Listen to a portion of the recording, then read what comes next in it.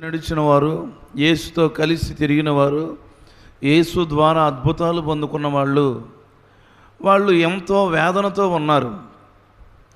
ఈరోజు ఆదివారం తెల్లవారుజామున 3వ రోజు, ఇంకా చీకటిగా ఉన్న వేళ యేసును చూద్దామని, అంటే ఒక్క మాటలో మీకు అర్థమయ్యేలాగా చెప్పాలంటే శవాన్ని చూద్దామని, ఆయన పునరుద్ధానుడైన లేచిన ఆయన చూద్దామని కాదు, చనిపోయిన ఆయనకి సుగంధ ద్రవ్యాలు రాద్దామని ఆశతో విశ్వాసముతో బయలుదేరారు కొందరు స్త్రీలు. ఎన్నో సందర్భాలలో గత సంవత్సరం కూడా నేను జ్ఞాపకం చేసిన మాట ఏమిటంటే, ఆ తెల్లవారుజామున ఒక స్త్రీ వెళ్ళింది. ఆమె పేరు మగ్దలేని మరియ. ఆమె విశ్వాసం చూస్తే ఆమె గొప్పింటాము కాదు, ఆమె గనురాలు కాదు, ఆమె దేవుని చేత ఘనంగా ఆశీర్వదించబడిన ఆమె కాదు. 7 దెయ్యముల చేత పట్టి పీడించబడుతున్న సమయంలో యేసయ్య ద్వారా స్వస్థత పొందుకున్న స్త్రీ ఆమె విశ్వాసం చూడండి. ఆ తెల్లవారుజామున ఇంకా చీకటిగా ఉన్న సమయంలో సుగంధ ద్రవ్యములు పట్టుకొని ఇదిగో యేసు దగ్గరకు వెళ్ళింది. ఆ రాయి ఎలా దొర్లించాలి అనే ఆలోచన మదిలో మెదులుతున్న వేళ, యేసయ్య మృతదేహం దగ్గరికి ఎలా వెళ్ళాలి అనే ఆలోచన ఉన్న వేళ, అసలు ఆమె విశ్వాసం చూడండి. ఈ రోజున చాలామంది క్రైస్తవ జీవితంలో యేసు పునరుద్ధానుడుగా తిరిగి లేచాడు అని తెలిసినమ కూడా మనం వెళ్ళలేని స్థితి. యేసు పునరుద్ధానుడై తిరిగి లేచాడు అని తెలిసా కూడా దేవుని సన్నిధికి, యేసయ్య దగ్గరికి, యేసయ్య మందిరానికి, యేసయ్య దగ్గరికి రాలేని స్థితులు.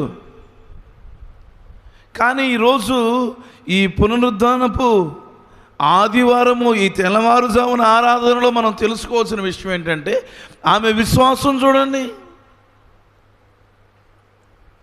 ఈరోజు చాలామంది అనుకుంటారు యేసయ్య గొప్పోళ్ళకే కనబడతాడు, యేసయ్య గొప్పోళ్ళతో మాట్లాడతాడు, యేసయ్య గొప్పింటికి వెళ్తాడు, యేసయ్య కొన్ని సంవత్సరాలుగా దేవునిలో ఉన్న వారితోనే మాట్లాడతాడు అనుకుంటారు. కానీ ఈరోజు ఈ స్త్రీకి కలిగిన భాగ్యం మనకెందుకు కలగట్లేదు? ఎందుకంటే ఆమె వెళ్ళింది ఎవరి దగ్గరికి అంటే మృతదేహం దగ్గరికి. ఆ మృతదేహం దగ్గరికి సుగంధ ద్రవ్యాలు పట్టుకుని వెళుతుంది. కానీ ఈరోజు పునరుద్ధానుడైన క్రీస్తు దగ్గరికి ఏం తీసుకొస్తున్నావు నువ్వు? ఏమీ తీసుకురాకపోయినా కనీసం పునరుద్ధానుడైన క్రీస్తు దగ్గరికి నువ్వు, నీ కుటుంబం, నీ పిల్లలు, నీ భర్త రాగలుగుతున్నారా? ఈరోజు ఈ పునరుద్ధానపు ఆరాధనలో యేసయ్య మనకు నేర్పిన బోధ ఏంటి? యేసయ్య మనకి ఇచ్చిన ఘనత ఏంటి? యేసయ్య మనకు నేర్పిన మాటలేంటి? పరిశుద్ధ గ్రంథంలో మనం చూస్తే యోహాను సువార్త 20వ అధ్యాయం మొదటి నుండి కొన్ని మాటలు మనం చూద్దాం. ఆదివారమున ఇంకా చీకటిగా ఉన్నప్పుడు మగ్దలేని మరియ పెందల కాడనే సమాధి యొద్దకు వచ్చి సమాధి మీద ఉండిన రాయి తీయబడి ఉండుట చూచి, ఈ మొదటి వచనంలో మనకి ఆమె యొక్క విశ్వాసం మనకు కనబడుతుంది. ఈరోజు యేసు పునరుద్ధానుడై లేచాడు. చంటి పిల్లోడిని అడిగినా చెప్తాడు ఈ వార్త. ఎందుకంటే అది ఇవాళ జరిగింది కాదుగా. క్రీస్తు పునరుద్ధానుడై లేచాడు గనుకే ఈరోజు మనము పునరుద్ధానుడైన క్రీస్తుని ప్రకటిస్తున్నాం. ఈరోజు మన బ్రతుకులకు కలిగిన విజయం ఇది, గర్వంగా చెప్పుకునే మాట ఇది. మరి ఈ మాటలో మనం నేర్చుకోవాల్సినది ఏంటంటే, ఇదిగో ఆదివారం ఇంకా చీకటిగా ఉన్నప్పుడే, ఇప్పుడు ఎలా ఉందో అలాగా చీకటిగా ఉన్న సమయంలోనే మగ్దలేని మరియ పెందల కాడనే సమాధి యొద్దకు వచ్చి, పెందల కాడనే ఎందుకు ఆమెకు అంత అవసరం? ఎందుకు ఆమెకు అంత పని? ఎప్పుడో దేవుడు ఒక కార్యం చేశాడు. చావు బ్రతుకుల్లో ఉన్నప్పుడు, మరణాపాశము చుట్టుకొని వెంటాడుతున్నప్పుడు, ఎన్నో దెయ్యాలు వెంటబడుతున్నప్పుడు, స్థితి బాగోనప్పుడు, పరిస్థితి బాగోనప్పుడు యేసు బాగు చేశాడు. ఈ రోజున మన బ్రతుకుల్ని దేవుడు ఎన్నిసార్లు బాగు చేశాడు? మరణ పడకల మీద నుంచి లేపలేదు. కరోనా సమయంలో కట్టుమిట్టాడుతున్నప్పుడు యేసయ్య నేను లేపలేదు. చావు అంచుల నుంచి బయటికి తీసుకురాలేదు. మరణ పడకల మీద నుంచి లేపలేదు. కుదరని రోగం, భయంకరమైన పరిస్థితి, భయంకరమైన వేదన, వాటన్నిటి నుండి యేసు నిన్ను విడుదల చేసినా కానీ దేవుని దగ్గరికి రాలేకపోతున్నాం. కానీ మగ్దలేని మరియా పెందల కాడనే ఇదిగో ఆయన మృతదేహమునకు సుగంధ ద్రవ్యములు పోద్దామని ఆ సుగంధ ద్రవ్యములను పట్టుకొని దేవుని సమాధి దగ్గరికి వచ్చింది. అప్పటికి ఎన్నో ఆలోచనలు, రాయలా దొర్లించాలి, అక్కడున్న ఆ కాపలాదారులు నన్ను వెళ్ళనిస్తారా, వెళ్ళనివ్వరా, మనసులో ఇన్ని ఆలోచనలు మెదులుతున్నా కానీ ఆమె విశ్వాసం ఏంటంటే, ఇదిగో యేసయ్యకు సరిగ్గా సమాధి కూడా మేము చేయలేకపోయామే, కనీసం వెళ్ళి ఈ సుగంధ ద్రవ్యములైన రాద్దాము, పోద్దామని విశ్వాసంతో ఆ తల్లి ఎక్కడికి. ఈరోజు నేను అంటాను, అప్పటికి యేసు లేచాడు అనే విషయం వారికి తెలియదు. అయినా కానీ వాళ్ళు వెళ్ళింది ఎవరిని చూద్దామంటే యేసు మృతదేహం చూద్దామనే. కానీ ఈరోజు యేసు పునరుద్ధానుడుగా తిరిగి లేచాడు. మరి పునరుద్ధానుడుగా తిరిగి లేచిన యేసు దగ్గరికి రావాలన్న ఆలోచన మనకెందుకు లేదు? పునరుద్ధానుడైన క్రీస్తుని ప్రకటిద్దామన్న ఆలోచన మనకెందుకు లేదు? ఎందుకంటే ఆ తల్లి బాగుపడింది. మరి నువ్వు బాగుపడలేదా? నువ్వు స్వస్థత పొందుకోలేదా? ఎన్ని అద్భుతాలు! 2023 సంవత్సరం అంతా బ్రతికి బట్ట కట్టి 2024లో అడుగుపెట్టావు. ఆయన ఉన్నాడు గనకే. మరి ఆయన ఉన్నాడు అని ఏనాడైనా నువ్వు జ్ఞాపకం ఉంచుకున్నావా? ఇదిగో మగ్దలేని మరియ పెందల కాడనే ఆ సమాధి దగ్గరికి వచ్చిందంట. రాయి తీసి ఉండటం చూసింది. ఈ రోజున ఆ స్త్రీకి కలిగిన భాగ్యం మనకెందుకు కలగట్లా? ఎందుకంటే ఆమెకి ఒక విశ్వాసం ఉంది. బాగుపడిన తర్వాత కృతజ్ఞత తెలిపే స్త్రీ ఆమె. ఈరోజు బాగుపడిన తర్వాత మన పనులు మనవి, మన కార్యాలు మనవి, మన ప్రయాణాలు మనవి. కానీ యేసును చూద్దామని ఎంత ఆశతో వచ్చింది ఆ స్త్రీ. మరి ఈరోజు మనం ఎందుకు దేవుని దగ్గరికి రాలేకపోతున్నాం? పునరుద్ధానుడైన క్రీస్తు దగ్గరికి మనం ఎందుకు రాలేకపోతున్నాం? చరిత్ర అంతా తెలిసిందే. ఎన్నిసార్లు ఎంతమంది దైవజనులు, ఎన్నిసార్లు ఎన్ని వాక్యాల ద్వారా, ఎన్ని వర్తమానాల ద్వారా మనం విన్నాం. ఇదిగో ఆ సమాధి ఖాళీ సమాధి. ఆయన మరణం మీద విజయం పొందుకున్నాడు, ఆయన పునరుద్ధానుడిగా తిరిగి లేచాడు అని ఇన్ని మాటలు వింటున్నా కూడా ఇంకా నువ్వు రాలేకపోతున్నావు. కానీ ఆ స్త్రీ చూడు, మృతదేహం దగ్గరికి రావడానికి సహితము తెల్లవారుజామున లేచింది, పెందల కాడనే లేచింది, దేవుని దగ్గరికి వచ్చింది. ఈరోజు పునరుద్ధానుడైన క్రీస్తు దగ్గరికి నువ్వు రాలేకపోతున్నావు. మృతదేహం దగ్గరికి ఆ స్త్రీ వెళ్ళింది, పునరుద్ధానుడైన క్రీస్తు దగ్గరికి నువ్వు రాలేకపోతున్నావు. తేడా చూడు. ఈ రోజున లోపం ఎక్కడుంది? ఈ రోజున మన జీవితంలో మనకు విలువ కలిగిందంటే ఆయన వల్లేగా. విలువ లేని జీవితాలకు విలువనిచ్చింది యేసయ్య పునరుద్ధానం. యేసయ్య మరణమే మనకి విలువనిచ్చింది. మొదటి విలువనిచ్చింది ఆయన మరణమే. మరి ఈరోజు చూస్తే మొదట కనిపించింది ఎవరికంటే 7 దెయ్యముల చేత పట్టి పీడింపబడి యేసు చేత బాగుపడిన ఆ మగ్దలేని మరియకు యేసయ్య మొదటిగా కనబడ్డాడు. ఈరోజు ఆ భాగ్యం మనకేది? ఇన్నిసార్లు ఇన్ని వేదనల చేత, ఇన్ని రోగాల చేత, ఎన్ని శ్రమల ద్వారా పీడించబడి ఉన్న సమయంలో యేసు నిన్ను విడుదల చేశాడు. మరి యేసు నీకెందుకు కనపడలా? ఎందుకు కనపడలేదంటే, ఇదిగో ఆ మద్దలిని మరియకున్న విశ్వాసం మనకి లేదు. ఆమె మృతదేహం చూద్దామని వెళ్ళింది, నువ్వు పునరుద్ధానుడైన యేసు దగ్గరికి రాలేకపోతున్నావు. ఈరోజు ప్రభు అయిన యేసుక్రీస్తు పునరుద్ధానుడిగా తిరిగి లేచిన తర్వాత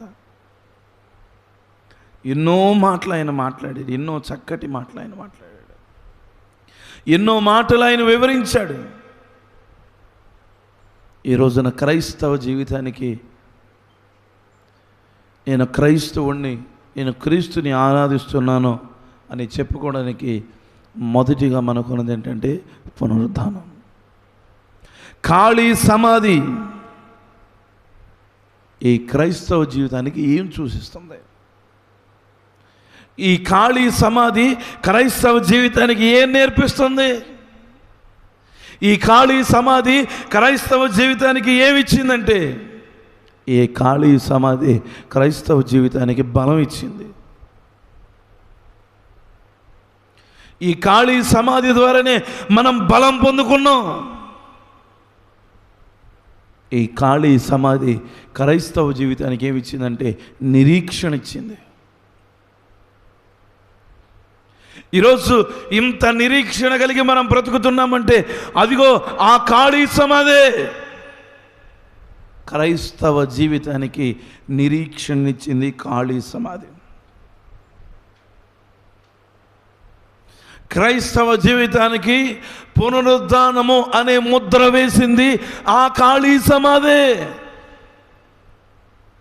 ఈరోజు క్రైస్తవుడు అని పిలువబడుతున్న ప్రతి ఒక్కడు, రక్షించబడిన ప్రతి ఒక్కడు, యేసయ్యను వెంబడిస్తున్న ప్రతి ఒక్కడు, మరణం వరకు నమ్మకం కలిగి జీవిస్తున్న ప్రతి ఒక్కడికి పునరుద్ధానం ఉంది.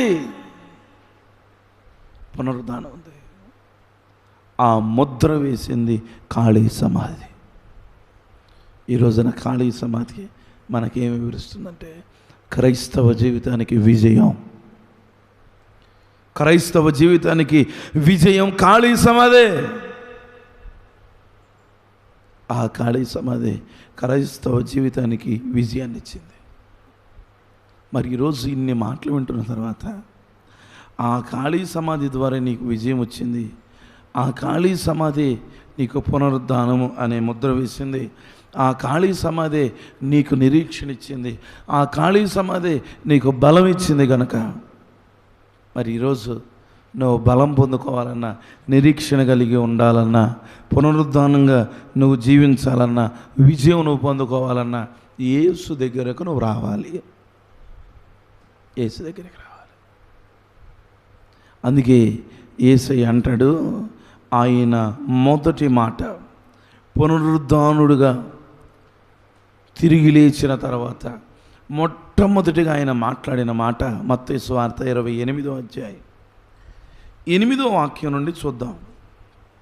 మత్తయి సువార్త 28వ అధ్యాయం 8వ వాక్యం నుండి, వారు భయముతోనూ మహా ఆనందముతోనూ సమాధి వద్ద నుండి త్వరగా వెళ్ళి ఆయన శిష్యులకు ఆ వర్తమానం తెలుపడానికి పరిగెత్తుచుండగా యేసు వారిని ఎదుర్కొని మీకు శుభం అని చెప్పాను. దేవునికి స్తోత్ర, హల్లెలూయా. మొదట వారు భయపడ్డారు. ఎందుకంటే సమాధి ఖాళీగా ఉండడం వల్ల, రాయి దొర్లించి ఉండడం వల్ల వారు భయపడ్డారు. తర్వాత మహా ఆనందముతో సంతోషపడ్డారు. ఎందుకంటే ఇదిగో తల వాకిట ఒక దేవదూత, కాళ్ళ దగ్గర ఒక దేవదూత చెప్పకనే చెప్పింది, ఎందుకు మీరు ఇక్కడ వెతుకుతున్నారు? మృతులలో మీరు ఎందుకు వెతుకుతారు? ఆయన పునరుద్ధానుడయ్యాడు. ఆ మాట వినగానే మహదానందం కలిగింది. ఎప్పుడైతే ఆ మాట విన్నారో సమాధి దగ్గర నుండి వెళ్ళి శిష్యులకు ఈ వార్త చెప్పాలని త్వరగా పరిగెడుతున్న వేళ యేసు వారిని ఎదుర్కొనగా యేసయ్య వారి దగ్గరకు వచ్చి శుభం అని చెప్పాడు. ఆయన మొదటిగా పునరుద్ధానుడిగా తిరిగి లేచిన తర్వాత మానవాళికి చెప్పిన మొదటి మాట, మీకు శుభము కలుగునుగాక. ఆమేన్. దేనికి శుభం? ఎందుకు మన బ్రతుకులకి శుభం కలిగింది?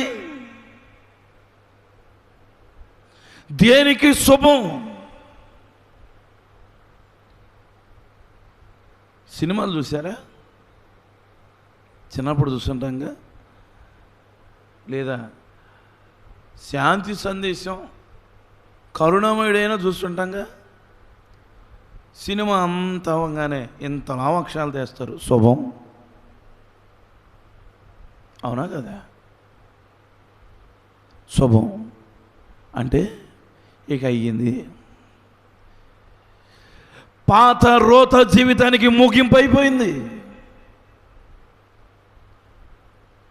గత దినాలలో పాపిగా బ్రతికాం, పాపంలో ఉన్నాం, మోసం చేసాం, శాపంగా బ్రతికాం. యేసు రక్తము మనల్ని పవిత్రంగా చేసింది. పాత జీవితానికి శుభం కాటుబడింది. పాత రోత జీవితం ఇక ముగింపు అయిపోయింది.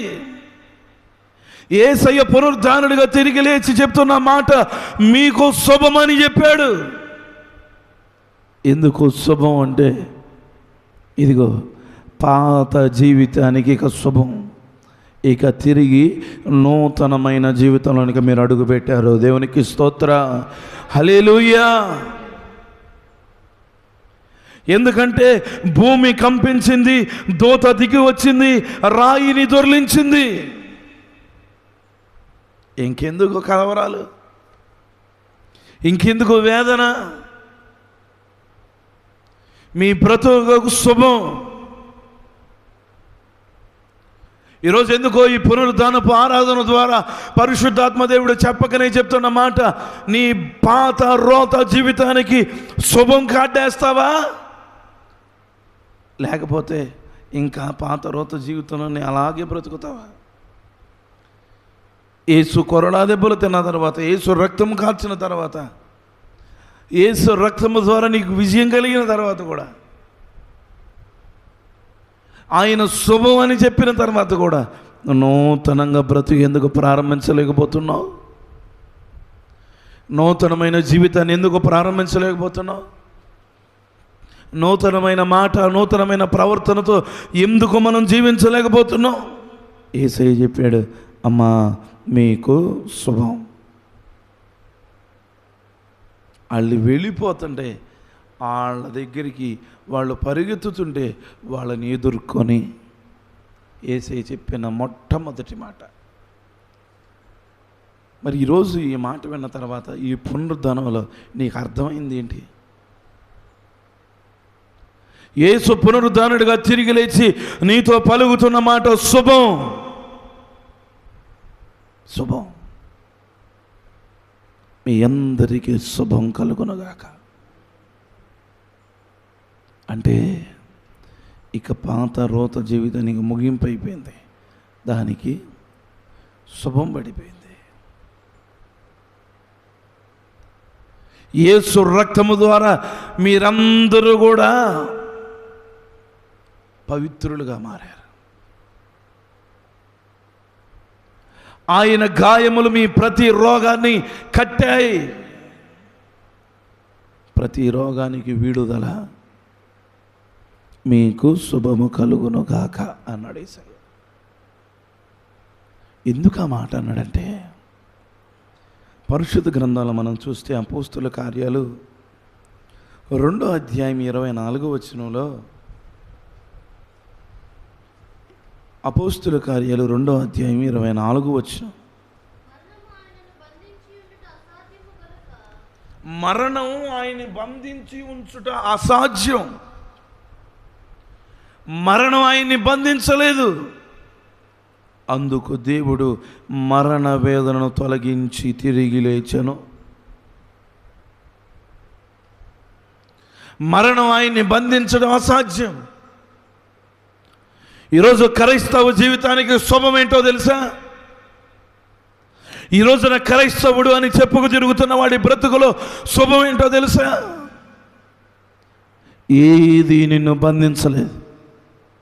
చేతబడి శక్తులైనా, కుదరని రోగమైనా, అది ఏదైనా సరే, ఏ సమస్య అయినా, ఏ బలహీనత అయినా, ఏ రోగమైనా కానీ, అది కుదరని రోగము సహితము అది నిన్ను బంధించలేదు. అది నిన్ను బంధించలేదు. అందుకే యేసు అన్నాడు, మరణము ఆయనను బంధించి ఉంచుట అసాధ్యం.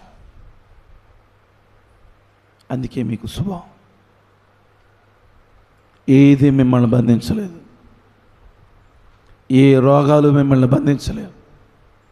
ఏ చేతబడి శక్తులు మిమ్మల్ని బంధించలేవు. ఏ బలహీనతలు మిమ్మల్ని బంధించలేవు. ఏ అనారోగ్యాలు మిమ్మల్ని బంధించలేవు. అందుకు దేవుడు మరణ వేదన సైతము తొలగించాడు, మీ మధ్య నుండి తీసివేశాడు. అందుకే పౌలు గారు అంటాడు, ఏమంటాడు తెలుసా? నాకు పునరుద్ధానము బలం కావాలి, పునరుద్ధానం శక్తి కావాలి. నాకు పునరుద్ధానం బలం ఉందనుకో, పునరుద్ధానం శక్తి ఉందనుకో, తలుపు కొట్టం అవసరంలే, తలుపు తీయ అవసరంలే, లోపలికి వెళ్ళిపోవచ్చు. దేవునికి స్తోత్రం, హల్లెలూయా. పునరుద్ధానంలో అంత శక్తి దాగి ఉంది. అందుకే పౌలయ్య గారు అంటారు, నాకు పునరుద్ధానపు శక్తి కావాలి, పునరుద్ధానం బలం కావాలంటే ఏం చేయాలో తెలుసా? మొదట క్రీస్తునందు మనం మరణించాలి. క్రీస్తునందు, లోకంలో కాదు, పాపంలో కాదు, మోసం చేస్తూ కాదు, దొంగగా ఉంటూ కాదు, నరహత్య చేస్తూ కాదు, వ్యభిచారంలో ఉంటే కాదు, రక్షణలోనికి వచ్చి యేసే నిజ రక్షకుడని తెలుసుకుని దేవుణ్ణి వెంబడించాలి. అందుకే ఒక సందర్భంలో యేసే అంటాడు, అరే ఆయన మీకన్నా ముందు ఇదిగో ఆ వేశ్యలు, ఆ దొంగలు, ఆ నరహంతకులు ముందుగా వస్తారేమరా. మరి ఈరోజు ఈ మాట వింటున్న తర్వాత ఈ పునరుద్ధానపు ఈ తెల్లవారుజామున ఆరాధనలో యేసయ్య మొదటిగా ఆ స్త్రీలతో మాట్లాడిన మాట మీకు శుభం. శుభం అనే మాట దగ్గర మనం ఆగి ఆలకిస్తే, ఎందుకు ఆ మాట అన్నాడంటే, అమ్మా ఇక నూతనమైన జీవితం మీకు నేను ఇస్తున్నాను, నూతనమైన జీవితం మీకు శుభం అని చెప్పి రెండో మాటగా ఆయన అంటాడు, కిందకు వచ్చి చూస్తే భయపడకుడి. రెండవదిగా ఆయన నోట ద్వారా మాట్లాడిన మాట, భయపడొద్దు. మీరు ఎన్నడూ కూడా భయపడద్దు. యేసు వారిని ఎదుర్కొని నీకు శుభమని చెప్పాను. వారు ఆయన యొద్దకు వచ్చి ఆయన పాదముల మీద పడుకొని ఆయనను మ్రొక్కగా ఆయన మాట్లాడుతున్న రెండో మాట, భయపడకుడి, భయపడకుడి. మొట్టమొదటిగా పలికిన మాట ఏమో, అమ్మా మీకు శుభం. రెండో మాట ఆయన అన్నాడు, మీరు భయపడద్దు. ఇక భయం లేదు మీకు. ఇప్పుడు దాకా భయం గుప్పిట్లో బ్రతికావు, ఇప్పుడు దాకా గదిలో తాళం వేసుకుని బ్రతికావు. చేము వచ్చినా భయపడ్డావు, దోమ వచ్చినా భయపడ్డావు, పిల్లి వచ్చినా భయపడ్డావు, పిల్లి గంతేసినా భయపడ్డావు. ఎందుకంటే వాళ్ళు ఏమైనా చేస్తారేమో, వాళ్ళు చంపేస్తారేమో, వీళ్ళు నరికేస్తారేమో అని భయపడుతూ భయం గుప్పిట్లో బ్రతికావు. భయపడకుడి, భయపడద్దు. ఇంకెందుకు భయం? యేసు పునరుద్ధానుడై తిరిగి లేచా కూడా ఎందుకు భయం? రోగం అంటే భయం, ఎర్ర నీళ్ళంటే భయం, మనిషి ఎదురొస్తే భయం, పిల్లి ఎదురొస్తే భయం, భయంకరమైన శ్రమ ఎదురొస్తే భయం, ఏదైనా మాట వింటే భయం. ఎందుకు ఈ భయాలు? ఈ భయాలను విడిచిపెట్టండి. క్రీస్తు పునరుద్ధానుడుగా తిరిగి లేచాడు. భయపడకుడి, భయపడద్దు. ఈరోజు మనకు కలిగింది విజయం పునరుద్ధానము ద్వారా. ఈరోజు మనకు కలిగింది బలం పునరుద్ధానం ద్వారా. ఈరోజు మనకు కలిగింది విశ్వాసం పునరుద్ధానం ద్వారా. మరి పునరుద్ధానం ద్వారా నీ బ్రతుకులో ఎన్ని అద్భుతాలు జరిగితే ఇంకెందుకు నువ్వు భయపడతావు? ఇంకెందుకు నువ్వు భయం చెందుతావు? అందుకే యేసు చెప్పగానే చెప్పిన రెండో మాట, అమ్మా మీరు భయపడొద్దు, భయపడొద్దు. ఇప్పుడు దాకా భయం గుప్పెట్లో బ్రతికావు, భయంగా ఉన్నావు. నా జీవితం ఏమైపోద్ది, నా పిల్లల బ్రతికేమైపోద్ది, వ్యాపారం ఏమైపోద్ది, ఉద్యోగం ఏమైపోద్ది, వ్యవసాయం ఏమైపోద్ది, నా బ్రతుకు ఏమైపోతుంది అని భయపడ్డావు. భయపడకుడి, ఆయన పునరుద్ధానుడిగా తిరిగి లేచాడు. భయపడద్దు. భయపడే జీవితాలకు ముగింపు కలిగింది. భయపడద్దు. ఇక మనం ధైర్యంగా బ్రతికే రోజులు వచ్చాయి. మరి ధైర్యంగా బ్రతుకుతావా? ఇంకా భయపడుతూనే జీవిస్తావా? ఎంతకాలం మనుషులకు భయపడతావు? యేసు అంటున్నాడు, ఇక భయపడటం మానే. ఆ జనాలకు భయపడతాం మానే. వాళ్ళు ఇప్పుడు తెలుసుకున్నారు. ఏమన్నా తెలుసా? యేసు తిరిగి లేచాడని, యేసు పునరుద్ధానుడిగా లేచాడని. భయపడద్దు. క్రీస్తుకు లోబడి, క్రీస్తుకు భయపడి మీరు బ్రతకండి. అమ్మా మీకు శుభం అని మొదటి మాట, భయపడకుడి అని రెండో మాట. యేసు పునరుద్ధానుడిగా తిరిగి లేచి ఆ స్త్రీలతో మాట్లాడిన మాటలు ఇవి, ఈ రెండు మాటలు. ఇక అక్కడి నుంచి మనం చూస్తే, మీరు వెళ్ళి నా సహోదరులు గలిలయలోనికి రండి, నేను అక్కడికి వస్తాను, వారిని అక్కడికి రమ్మని నేను వారిని అక్కడ చూస్తాను. శిష్యులతో యేసయ్య పలికిన మాటలు ఉదయకాలం అంద ఆరాధనలో మనం నేర్చుకుందాం. శిష్యులతో కూడా ఆయన కొన్ని మాటలు చెప్పాడు. శిష్యులతో కూడా ఆయన చక్కగా బోధించాడు. స్త్రీలతో చెప్పాడు, అమ్మా మీకు శుభం. అక్కడున్న వారితో చెప్పాడు, మీరు భయపడద్దు అని చెప్పి, మీరు వెళ్ళండి, మీరు వెళ్ళి వారందరితో చెప్పండి, నేను గలిలయలోనికి వస్తానని, వారిని నన్ను కలుసుకోవడానికి రమ్మని చెప్పండి. మరి ఈరోజు యేసుని కలుసుకోవడానికి శిష్యులు ఎక్కడైతే కూడి ఉన్నారో అక్కడకు యేసయ్య వెళ్ళి శిష్యులతో పలికిన కొన్ని మాటలు, వాటి వివరణ ఈ ఉదయకాలమందు ఆరాధనలో మనం నేర్చుకుందాం. కానీ ఈ తెల్లవారుజామున ఆరాధనలో ఈ రెండు మాటలు మనల్ని ఆదరించాలి. ఈ రెండు మాటలు మనల్ని బలపరచాలి. వాటిలో మొదటి మాట ఏంటంటే, మీకు శుభం, మీకు శుభం. ఎందుకు శుభం అంటే, ఇదిగో మరణము ఆయన్ని బంధించలేదు. అంటే ఏంటంటే, ఇక ఏ శోధన మిమ్మల్ని బంధించదు, మీకు శుభం. ఏ రోగము మిమ్మల్ని బంధించదు, మీకు శుభం. ఏ చేతబడి శక్తులు మిమ్మల్ని బంధించదు, మీకు శుభం. ఏ వేదన, ఏ శోధన మిమ్మల్ని బంధించదు, మీకు శుభము. మరి ఈరోజైనా ఈ మాట వింటున్న తర్వాత అయినా యేసు మొదటిగా చెప్పిన మాట శుభం. నీ పాత రోత జీవితానికి శుభం కాటపడింది. ఎప్పుడో తెలుసా? పునరుద్ధానంలో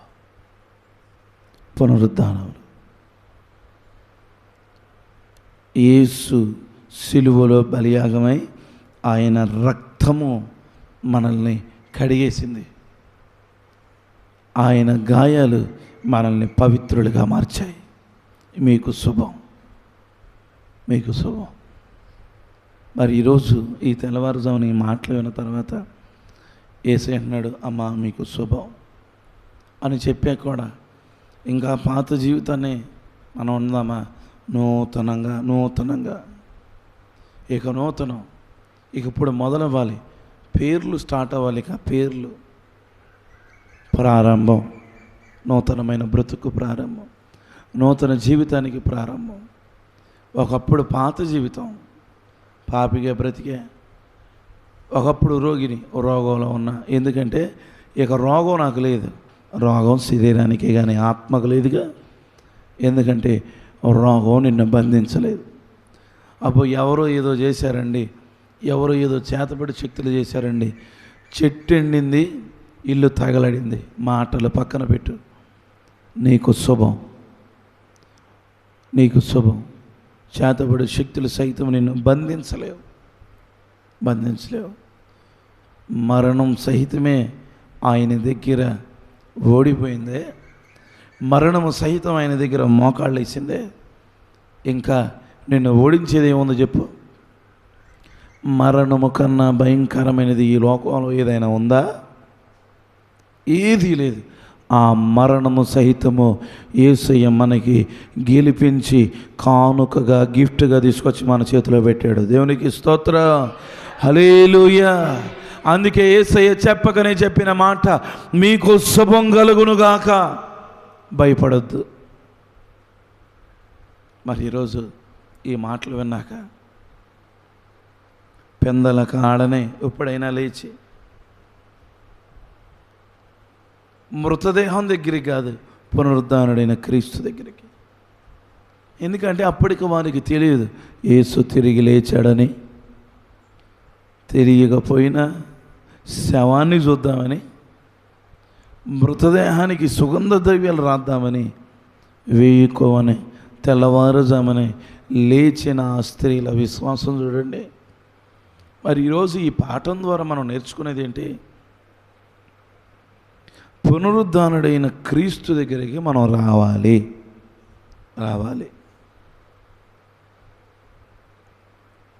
మృతదేహాన్ని దగ్గరికి వచ్చిన వాళ్ళతోనే దేవుడు మాట్లాడాడే శుభం అని. పునరుద్ధానుడైన క్రీస్తు దగ్గరికి నువ్వు వస్తే ఎన్ని ముచ్చట్లు చెప్తాడు యేసయ్య నీకు, ఎన్ని మాటలు నేర్పిస్తాడు యేసయ్య నీకు. మరి పునరుద్ధానుడైన క్రీస్తు దగ్గరికి ఇంకా రాకుండా ఎన్నాళ్ళు నువ్వు దూరంగా బ్రతుకుతావు? ఎన్నాళ్ళు దూరంగా ఉంటావు? దగ్గరికి రా, పునరుద్ధానుడైన యేసు దగ్గరికి రా. నూతనంగా యేసయ్యలోనికి వచ్చావా? అన్య జనాంగాల నుంచి రక్షించబడ్డావా? నువ్వు ఎవ్వరివన్నా కానీ, ఇదిగో మగ్దలేని మరియతో దేవుడు మొదటిగా కనిపించి మాట్లాడాడే. ఈరోజు దేవుడు నీతో మాట్లాడతాడు, నీకు ఆయన దర్శనమిస్తాడు. నువ్వెవరో తెలుసా? ఒకప్పుడు బాగుపడిన దానివి, ఒకప్పుడు స్వస్థత పొందుకున్నావు, ఒకప్పుడు నీ జీవితాన్ని దేవుని ద్వారా మార్చుకున్నావు. మరి మార్చుకున్న తర్వాత సుగంధ ద్రవ్యాలను పట్టుకొని ఇప్పుడైనా యేసు దగ్గరికి వెళదాం, ఇప్పుడైనా యేసు పాదాలకు సుగంధ ద్రవ్యాలు రాద్దాం, ఇప్పుడైనా ఇదిగో ఆ మృతదేహం దగ్గరికి వెళదామని ఆశ కలిగిన ఆ స్త్రీకి ఉన్న విశ్వాసం కూడా మనకు లేదు. ఎందుకంటే యేసు పునరుద్ధానుడై తిరిగి లేచాడు అన్న విషయం తెలిసా కూడా యేసులోనికి రాలేకపోతున్నాం, యేసు దగ్గరికి రాలేకపోతున్నాం. యేసు పునరుద్ధానుడై తిరిగి లేచాడు అన్న విషయం తెలిసిన తర్వాత పరిగెత్తారండి స్త్రీలు. ఈరోజు ఏది నీకు పరుగు? యేసు పునరుద్ధానుడై తిరిగి లేచాడు అన్నా కూడా ఇంకా తాబేలులాగానే ఉందని బ్రతుకు. యేసు పునరుద్ధానుడై తిరిగి లేచాడు అన్నా కూడా తాబేలులాగానే ఉంది నీ బ్రతుకు.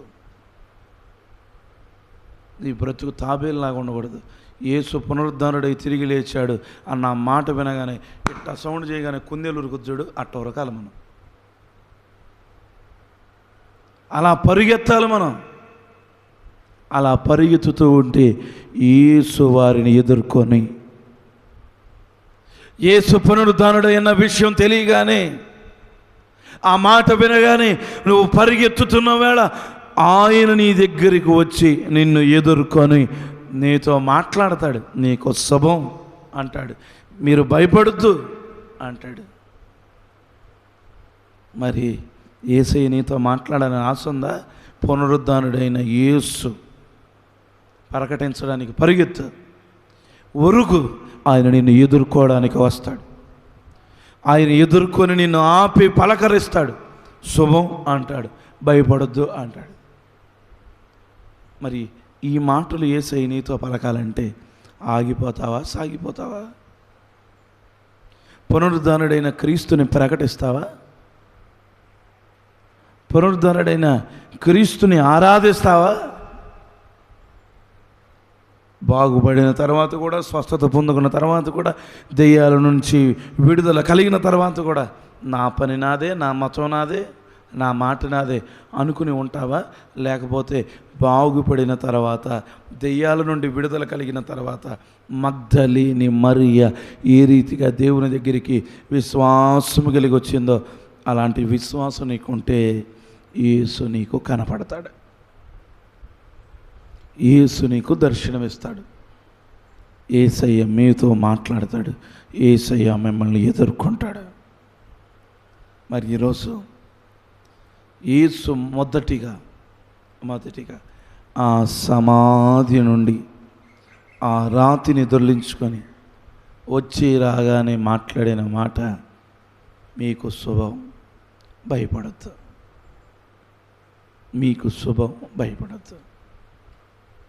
ఈ రోజున ఈ మానవాళ్ళందరికీ యేసు క్రీస్తు చెప్పే మాట ఒకటే, మీ అందరికీ శుభం కలుగునుగాక. పాత రోత జీవితాలకు విడుదల కలిగింది, నూతన జీవితం మీరు ప్రారంభించండి, మీకు శుభం. క్రైస్తవ జీవితానికి యేసయ్య చెప్తున్న మాట, మానవాళికి యేసయ్య చెప్తున్న మాట, భయపడొద్దు, భయపడద్దు, ధైర్యం తెచ్చుకోండి, భయపడద్దు. మరి యేసయ్య ఇన్ని మాటలు మాట్లాడుతాను, ఇంకా యేసు దగ్గరికి నువ్వు ఎందుకు రాలేకపోతున్నావు? ఇంకా ఎందుకు లోకంలో ఉన్నావు? లోకంలో ఉండొద్దు, పాపిగా బ్రతకొద్దు, పాపంలో ఉండొద్దు.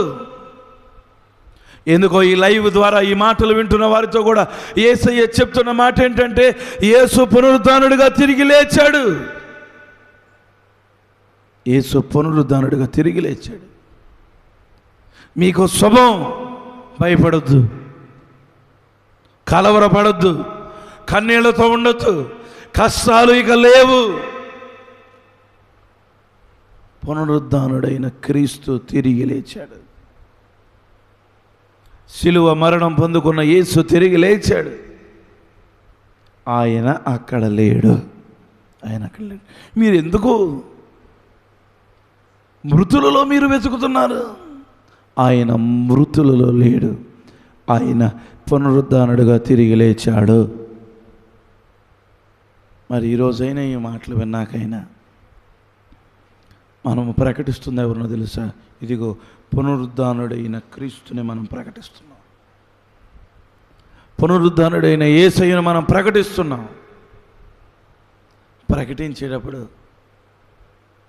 మనం ఏం చేయాలో తెలుసా? ఇదిగో ఆ స్త్రీ వేకు అని దేవుని దగ్గరకు వచ్చింది, పెందల కడని దేవుని దగ్గరకు వచ్చింది. ఈరోజు మనం కూడా దేవుని దగ్గరికి రావాలి, త్వరగా త్వరగా త్వరగా. దేవుని దగ్గరికి వస్తే ఆయన మనల్ని పలకరిస్తాడు, మనతో మాట్లాడతాడు. ఒకవేళ యేసు గురించి చెబుదాం, ప్రకటిద్దాం, యేసయ్య లేచాడు, అందరికీ చెప్దాం, శిష్యులకి చెప్దాం అని పరుగున వెళుతున్న నిన్ను యేసయ్య ఎదుర్కొని ఆపి నీతో మాట్లాడతాడు. ఇలాంటి అనుభవాలు మన కళ్ళ ముందు కదలాడుతున్నా కానీ, ఇన్ని మాటలు మనం నేర్చుకుంటున్నా కానీ ఇంకా మనం దేవుని దగ్గరికి రాలేకపోతున్నాం. చాలా మంది ఏమనుకుంటారంటే, యేసు నాతో మాట్లాడతాడా, నాతో ఉంటాడా, నా ఇల్లు ఎంత, నా పరిస్థితి ఎంత, మా కులం ఏంటి, మా పరిస్థితులు ఏంటి అనుకుంటున్నావు. కానీ ఈరోజు మగ్దలేని మరియని అందుకే దేవుడు ఇక్కడ పెట్టాడు. ఇలాంటి వారు ఉంటారని కూడా దేవుడు ఇక్కడ పెట్టాడు. మొదటి స్థానం ఆమెకే ఇచ్చాడు. ఎందుకో తెలుసా? బాగుపడిన తర్వాత యేసు మృతదేహానికైనా నేను ఏం చేసుకుందాం, ఆయన మృతదేహానికైనా కానీ నేను ఏదో ఒక పని చేసుకుందాం, అట్లాగైనా ఆయన రుణం తెచ్చుకుందాం. సమాధైనా సరిగా చేయలేకపోయాం, అట్లాగైనా ఆయన రుణం తెచ్చుకుందామని సుగంధ ద్రవ్యములు అయిన తీసుకుని తెల్లవారుజామున అక్కడికి వెళ్ళగానే ఒక అద్భుతం, ఒక ఆశ్చర్యం. ఆమెకే దేవుడు కనపడ్డాడు, ఆమెతోనే దేవుడు మాట్లాడాడు. మరి ఆ స్త్రీలకు ఉన్న ఘనత మనకెందుకు లేదు? ఆ ప్రజలకు దక్కిన ఘనత మనకెందుకు లేదు? ఈ రోజున మానవాళ్ళందరితో ఆయన చెప్పిన మొదటి మాట, మీకు శుభం, మీరు భయపడవద్దు. ఇంకా ఆయన వెళుతూ ఎన్నో మాటలు చెప్పాడు, శిష్యులతో ఎన్నో మాటలు బోధించాడు. అవన్నీ కూడా ఉదయకాలం ఆరాధనలు మనం చక్కగా నేర్చుకుందాం. మరి ఈరోజు ఈ మాటలు వింటున్న తర్వాత యేసు మనందరితో చెప్పాడు, అమ్మ మీకు శుభం. ఇక పాత జీవితానికి శుభం, పాత బ్రతుకి ఇక శుభం. ఇక అయిపోయింది, ఏ బ్రతుకులు అయిపోయి ఇక నూతనంగా మనం బ్రతకాలి. ఎందుకంటే యేసు పునరుద్ధానుడిగా తిరిగి లేచాడు. మనకు కూడా ఉంది పునరుద్ధానం. క్రైస్తవుడైన ప్రతి ఒక్కడికి ఉంది పునరుద్ధానం. ఈ రోజున అపోస్తులుడైన పౌలు ఎదురు చూస్తున్నాడు. ఎక్కడో తెలుసా? ఇదిగో ఆ సమాధిలో. యేసు ఎప్పుడైతే బోరవుతాడో అప్పుడు సమాధులు తెరవబడతాయి, మృతులు పునరుద్ధానులుగా తిరిగి లేచే కాలం రాబోతుంది. ఆ కాలానికి కూడా మనం సిద్ధపడి ఉండాలంటే మనం క్రీస్తునందే మనం నిద్రించాలి. క్రీస్తునందే నిద్రించాలంటే మెలకువగా ఉన్నప్పుడు ఏం చేయాలో తెలుసా? క్రీస్తుని వెంబడించాలి. అలాగ వెంబడించగలిగే కృప ప్రతి ఒక్కరికి నా దేవుడు అనుగ్రహించునుగాక. ఆమేన్.